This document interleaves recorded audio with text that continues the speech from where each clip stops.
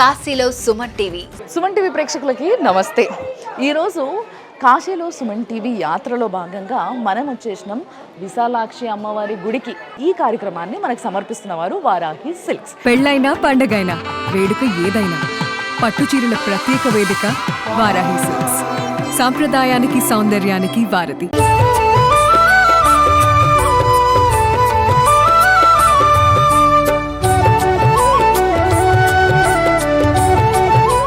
కదా, కనిపిస్తుంది కదా, శ్రీ శ్రీ శ్రీ 108 శక్తి పీఠాల కాశీ విశాలాక్షి దేవి అని చెప్పేసి. యాక్చువల్గా చాలా చిన్న గల్లీలు ఉంది, గుడి కూడా చాలా పెద్దగా ఏం లేదు, చిన్నగానే ఉంది.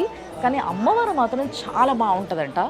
గంగా నది ఒడ్డున మీర్ ఘాట్కి దగ్గరలో ఉన్నది ఈ విశాలాక్షి అమ్మవారి గుడి.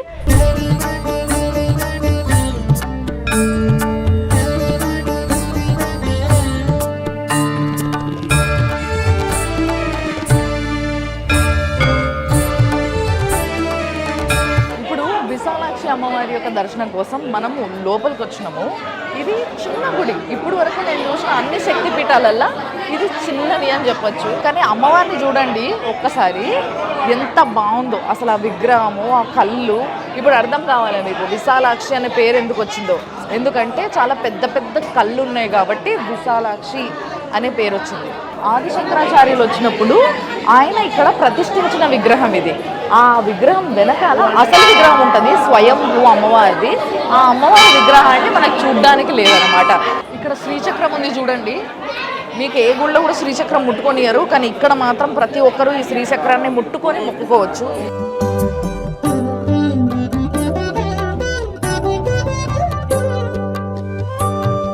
ఒక క్షేత్రంలో సర్వశక్తి అంతా కూడా శ్రీచక్రంలోనే ఉంటుంది అంటారు, అందుకోసమే దాన్ని ముట్టుకొనియారు. కానీ ఇక్కడ శ్రీచక్రం ముందు అందరూ ముట్టుకునేలాగా ఉందంటే మహాభాగ్యం అనే కదా అర్థం. శ్రీచక్రవాసిని చిన్మయహాసిని శ్రీతజన పాలని పాలయమా. శ్రీచక్రవాసిని చిన్మయహాసిని శ్రీతజన పాలని పాలయమా. చూస్తున్నారు కదా, అమ్మవారి దర్శనం కోసము బయట కూడా చాలా భారీ లైన్ ఉంది, చాలా పెద్దగా ఉంది లైన్ కూడా. సో ప్రతి ఒక్కరు రావడము, దర్శనం చేసుకొని పోవడం. చిన్న గుడి కాబట్టి అమ్మవారు బయట నుంచే చాలా స్పష్టంగా కనిపిస్తుంది. ఈ గుడి వాళ్ళు పిఎం మోడీ గారికి రిక్వెస్ట్ పెట్టారు, ఇది కారిడార్లో కలిపి కొంచెం పెద్దగా చేయాలని చెప్పేసి. ఎందుకంటే రద్దీ ఎక్కువ ఉంది కాబట్టి. చూద్దాం, వచ్చే సంవత్సరం కల్లా అది కూడా జరగాలని మనస్ఫూర్తిగా కోరుకుందాము. సో లోపలికి వస్తే ఇక్కడ అన్నీ కూడా శివలింగాల ప్రతిష్ట మీరు చూడొచ్చు. వరుసగా అన్ని శివలింగాలు, నందులు మీకు కనిపిస్తూనే ఉన్నాయి. దాని తర్వాత ఇక్కడ ఏదైతే ఒక స్థలం ఉందో దీన్ని గురుస్థలం అంటారు. బేసిక్గా ఈయననే శంకరాచార్యులు వారు. అఖండమైన శక్తి అది. ఆ శక్తిని భరించేంత శక్తి ప్రతి ఒక్కరికి ఉండాలంటే కష్టం కదా. అందుకోసమే ముందు ఇంకో అమ్మవారిని ప్లేస్ చేశారు అనమాట. ఆ అమ్మవారు ఈ అమ్మవారు ఇద్దరి దర్శనము అయింది కాబట్టి మహా సంతోషంగా ఉంది నాకు కూడా. కాశీ విశ్వనాథుడి గుడి ఉందో ఆ గుడి నుంచి వెళ్ళి మహా అయితే ఒక 1/2 కిలోమీటర్ అంత దూరం ఉంటుందేమో, అంతే. అంతకన్నా పెద్ద దూరం అయితే ఏమి ఉండదు. కాబట్టి మీరు ప్రశాంతంగా వచ్చి దర్శనం చేసుకొని వెళ్ళిపోవచ్చు అనమాట.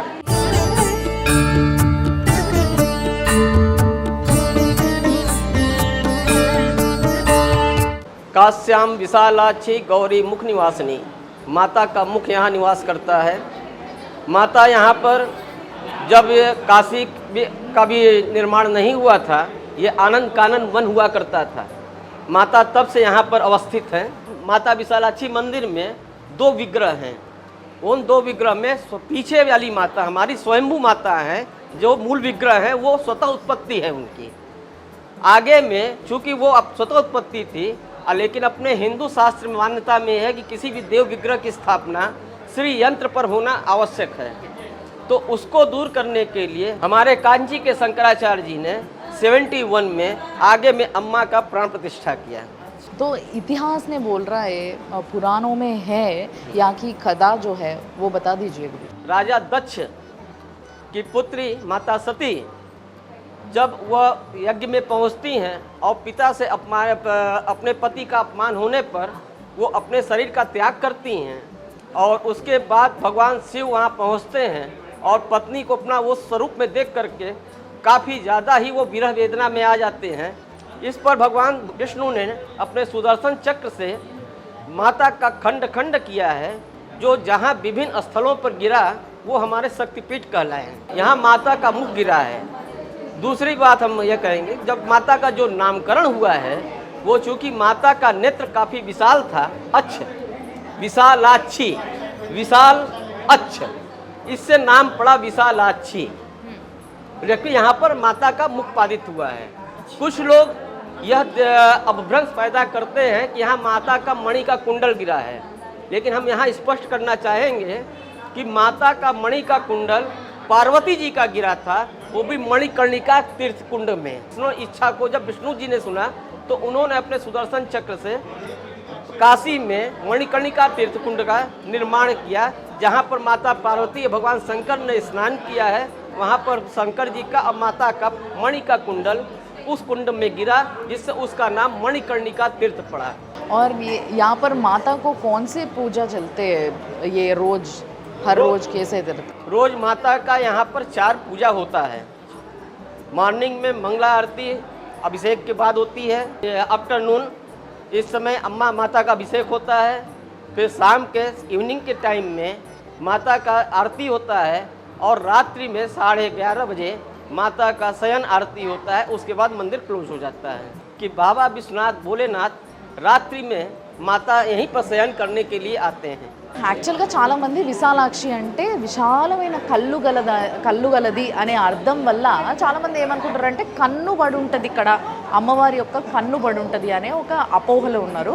కానీ నిజానికి ఈ యొక్క స్థలం ఇది శక్తిపీఠం అవ్వడానికి కారణం ఏంటంటే అమ్మవారి యొక్క ముఖభాగం పడ్డం వల్ల ఇది అమ్మవారి శక్తిపీఠం అయింది. కానీ ఆమెకి విశాలమైన కళ్ళు ఉన్నాయి కాబట్టి విశాలాక్షి అని చెప్పేసి పేరు వచ్చింది. అంతేకాకుండా ప్రతిరోజు రాత్రి ఇప్పటికీ కూడా ఆ శివయ్యనే స్వయాన ఆ తల్లిని కలుసుకునేటందుకు ఈ గుడికి వస్తాడంట. ఈ అమ్మవారు కాశీ అనే నగరం బీజం వేసుకోకముందే అమ్మవారు ఇక్కడ ఉండడం జరిగింది. బహుత్ ధన్యవాద్ Guruji, thank you.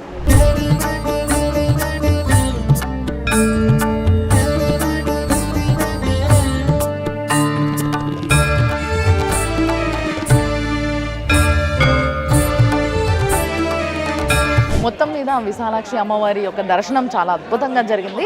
Gulla maximum Telugu వాళ్ళు, తమిళ వాళ్ళు, అంటే మొత్తం కూడా సౌత్ ఇండియన్స్ ఎక్కువ కనిపిస్తున్నారు. సో ఇలాంటి ఒక గొప్ప కార్యక్రమాన్ని మనకి స్పాన్సర్ చేస్తున్న వారు వారాహి సిల్క్స్ వారు స్పాన్సర్ చేస్తున్నారు.